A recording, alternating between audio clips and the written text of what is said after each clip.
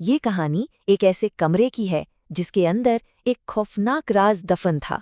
रोहन को डरावनी कहानियों पर कभी यकीन नहीं हुआ। उसके लिए डर बस एक पहेली थी। लेकिन उसकी ये सोच एक ही रात में बदल गई, जिस रात उसके कमरे ने सांस लेना शुरू किया। तो बात शुरू होती है एक कमरे से। रोहन को बस सिर छुपाने के लिए एक सस्ती जगह चाहिए थी। पहली कुछ रातें एकदम शांत, पर ये खामोशी कुछ अजीब थी, बहुत भारी। बाहर सड़क से आने वाला कोई शोर नहीं और आस पड़ोस के कमरों से भी कोई आवाज नहीं। बस एक अजीब बेचैन करने वाली खामोशी, जैसे पूरी इमारत पर कोई बोझ हो।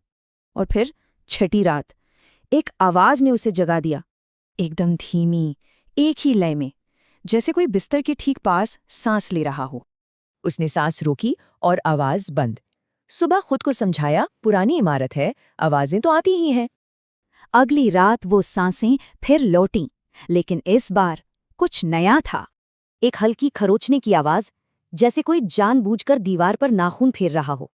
और जैसे ही उसने दीवार पे कान लगाया, सब चुप, मानो अंदर जो भी था उसे पता चल गया हो। 3 रातें और गुजरीं, एक वॉइस नोट रिकॉर्ड करते हुए वो आवाजें वापस आ गईं।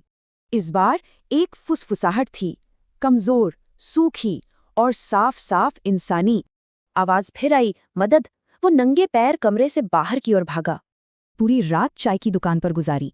क्या ये सब बस उसका वहम था? सुबह उसे कुछ याद आया, उसका फोन, वो वॉइस नोट। और वो आवाज रिकॉर्ड हो गई थी। दीवार से आई फुसफुसाहट उसके फोन में थी। अब कोई और रास्ता नहीं था। मकान मालिक के साथ लौटा और दीवार तोड़ी गई। अंदर एक छोटी सी जगह थी, फटे कपड़े, खाने के पैकेट, एक टूटा हुआ फोन। पुलिस ने इसे एक पुराने केस से जोड़ा। एक मजदूर था जो सालों पहले लापता हो गया था। उस दिन के बाद रोहन कभी खामोशी में नहीं सो पाया। उसे हमेशा शोर चाहिए। अगर घर में रात को आवाजें आएं, तो ये मत समझना कि घर खाली है। तो दोस्तों, अगर आपको ये कहानी सच में डरावनी लगी हो, तो वीडियो को लाइक करें और अपने दोस्तों के साथ शेयर करें।